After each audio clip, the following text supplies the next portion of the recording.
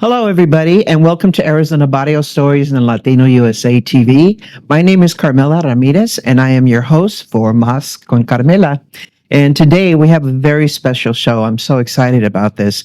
I have the opportunity to interview some wonderful people in the arts and culture and history, our Latino culture in Phoenix, Arizona. And today we have with us a playwright, a journalist, and a magnificent man that just needs to be a little bit more noticed, I think. And I brought him into the studio to talk to him about his life and his life story and what he's doing now, especially. Everybody, please say hello to James Garcia. Hello, hello. Hello, everyone. Good to see you, brother. Thank you so much for coming. No, thank you. I have to thank you because it's just an honor to be here talking to you and being interviewed and talk about anything. Thank you. We want to talk about a lot. I want the audience to know more about you because you're very important for the culture of our history here in Phoenix, Arizona, in your journalism and in the plays that you've written and more. So I want to start from the beginning. Well, thank you. Where were you born? Where are you from? Talk to me. Well, originally Chicago, born in Chicago, Illinois, which I still find a kind of a soft spot in my heart for Chicago. Although I didn't live there for many years. I left when I was 5. My parents got divorced, and then I didn't go back to it until I was a teenager, and I haven't really lived there beyond. But you pass through the city, and my father, who had come from Mexico in the 1950s, worked for U.S. Steel, like a lot of Mexicanos who came north. And they took that route to the Midwest and worked in the foundries and the steel factories. So he found work in the 50s, working at U.S. Steel, and worked there for 35 or 40 years, and then retired and went to live in his mother's house in Mexico until he passed away. Until he passed away. So he went back to the same house that he grew up in, basically. And so my trajectory through Chicago was relatively brief, but long enough that for some reason I'm still a sucker for the Bears. I don't know why. I don't know why. But lived in Chicago and then spent a lot of years with my mom, my mother, who traveled all over the country for no particularly good reason, would move us and all of my siblings sometimes 2 or 3 times a year. Sometimes it would be across town.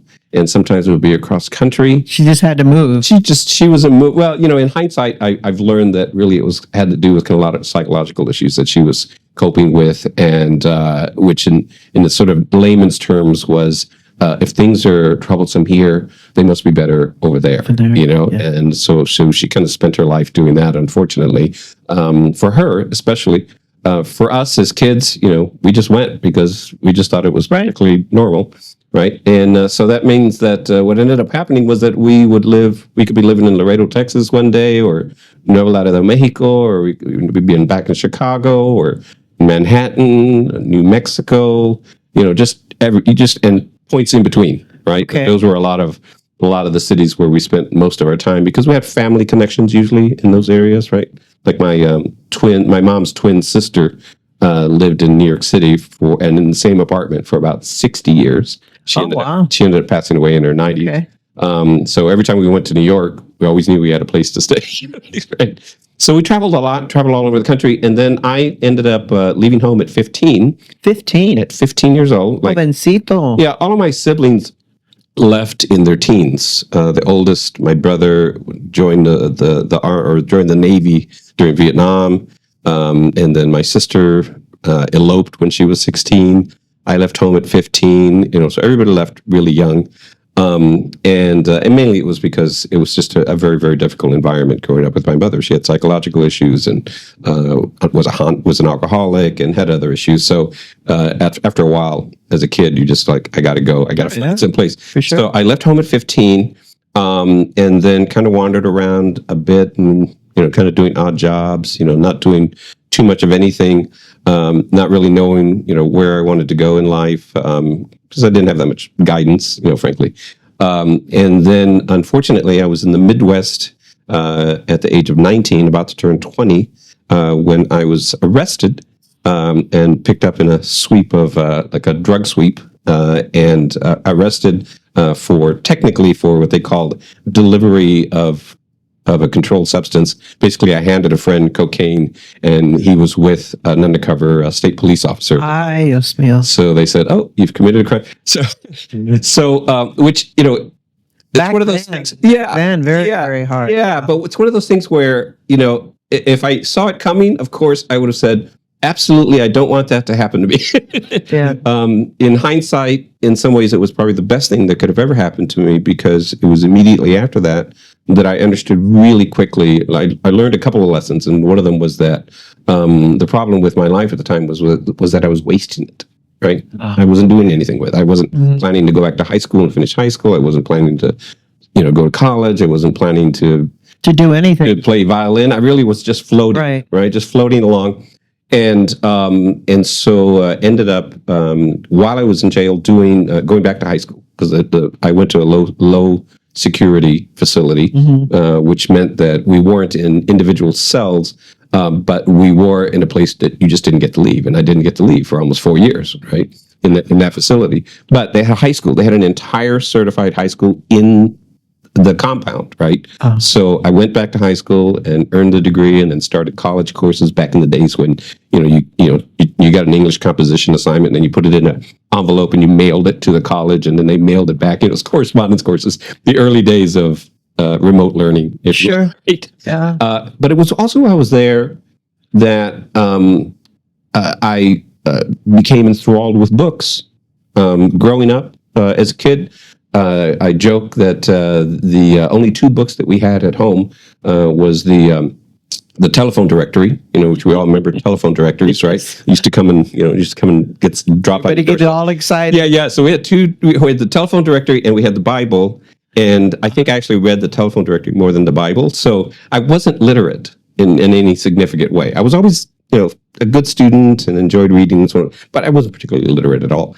But during my time in jail, I started gobbling up books, and I literally for about 4 or 5 years read something like 100 books a year. Oh, right? Because you have a lot of time, right? And I consumed everything from fiction and philosophy to history and so on and so forth. And so I became something of self-taught in many ways, right, with that regard. But I also knew I wanted to go to college. And the other thing I learned essentially while I was there, as I began to do, was write. And wrote journalistically at the very beginning for one of the in-house, kind of newspapers. And that gave me some direction. It basically said to me, when I get out of here, when I start my life and started anew, I'm going to go to college. I'm going to study journalism.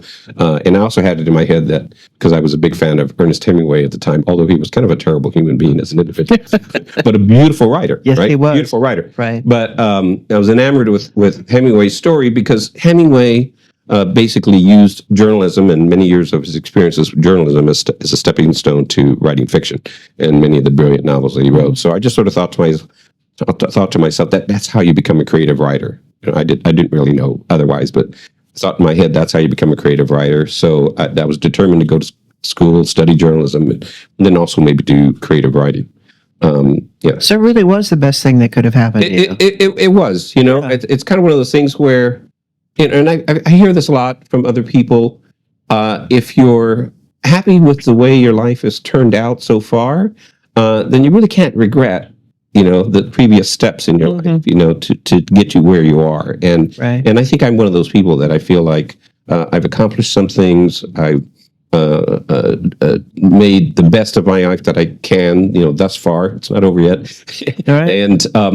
And have done some good work creatively and as a journalist, and just even with my family and so on and so forth. And it all led to this, right? All of those experiences led to this. Of course. So then getting out of jail, Yes. you spent your time there and you wanted to go to college. So what were your next steps? What I first did was, there's a kind of gradual, at least I don't know how it is these days, I haven't followed it closely, but there was kind of you were in this institution, then you went to some place where you picked trees, and you had some freedom. Community service? Yeah, something like that. Right. And then I moved to Fort Wayne, Indiana, and you live in a big dorm, and and you get to do, if you want to go to school. So I started going to school there at at the University of Indiana in Fort Wayne, Indiana, and started serious college work there. Got exposed to theater there as well. Did some acting, and then but decided I'm going to go to the University of Texas at Austin. So as soon as my sentence was done and I was free to leave, I went to Austin. I went to actually Laredo originally.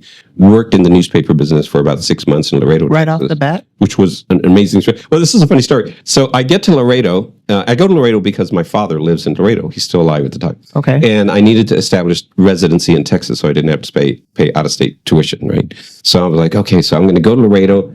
I know how to wait tables. I did that in Fort Wayne. I'm going to go to Laredo. I'm going to get a job as a waiter, right? I'm going to get a job as a waiter. But because I was a bad journalist, I didn't know that the unemployment rate in Laredo, Texas at that time was about 18%, which is outrageous, right? Mm-hmm. And so there were no jobs. And I tried getting a job as a waiter desperately and, just kept failing and failing. And then really out of desperation, because I had picked up some journalism experience just freelancing in Fort Wayne, I went to the daily newspaper and I, just said, I'm looking for a job.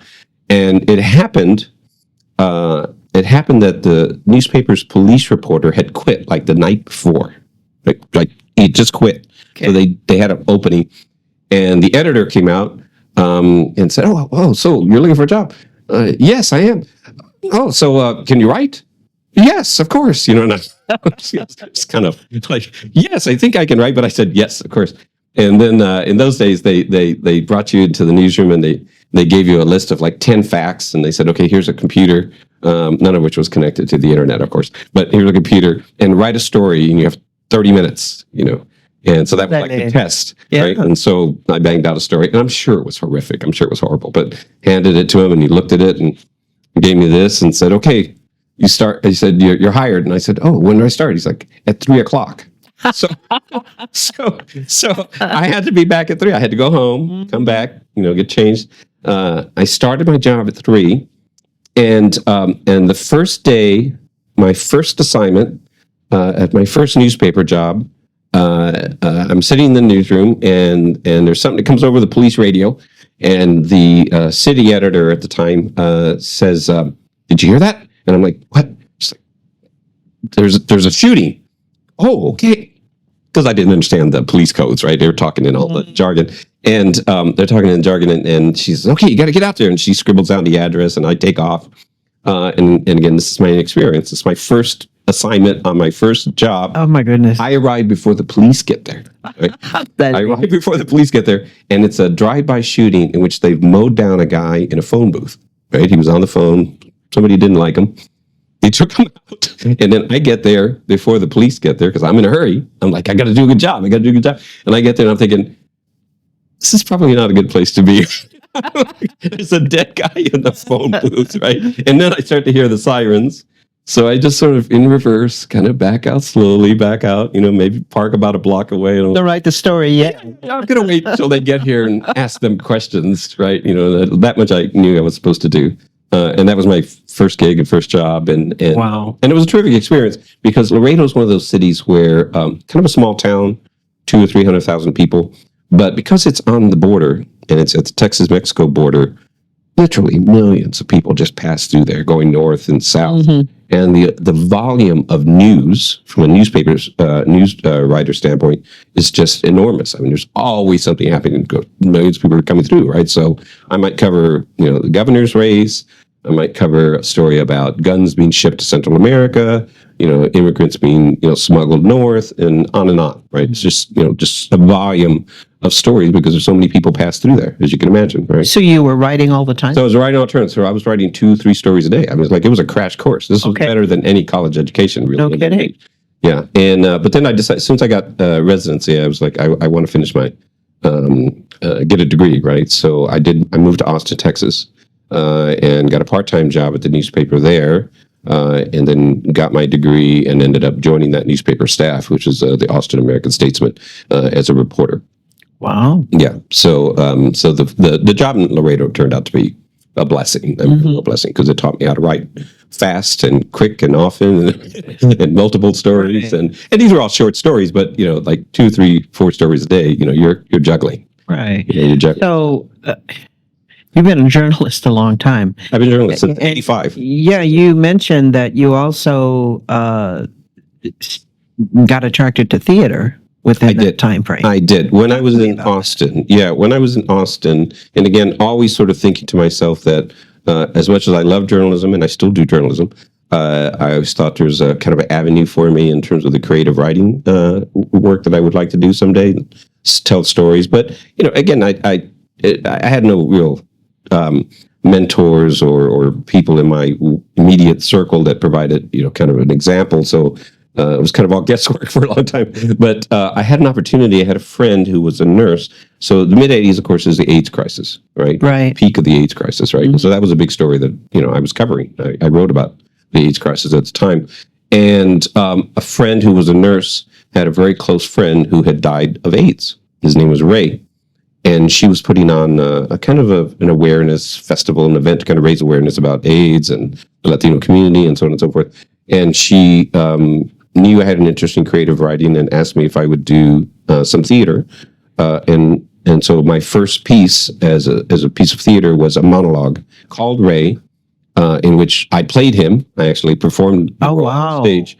And awesome. And I'm in the story pretty far along as someone who's about to die of AIDS, and I'm there just to sort of tell people about the experience, right, and why they should care, right? And so it was a moving experience for me, but in many ways kind of set the stage for me in terms of the kind of theater I wanted to do, because ever since really almost any theater I do, whether it's comedies or short plays or one acts or full lengths, there's always a connection for me in terms of social justice, in terms of things that we should care about as a society, right, that reflect who we are as a society, but also speak to the stories of the Latino community. Those were always really just part of the story that I wanted to tell, and it ended up becoming a pattern.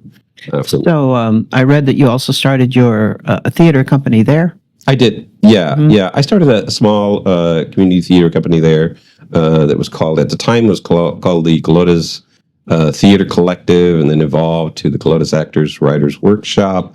And then when I moved here, I changed the name a couple years after, to New Carpa Theater Company, which is the theater company that I run. That you currently have right now. When did you move to Phoenix?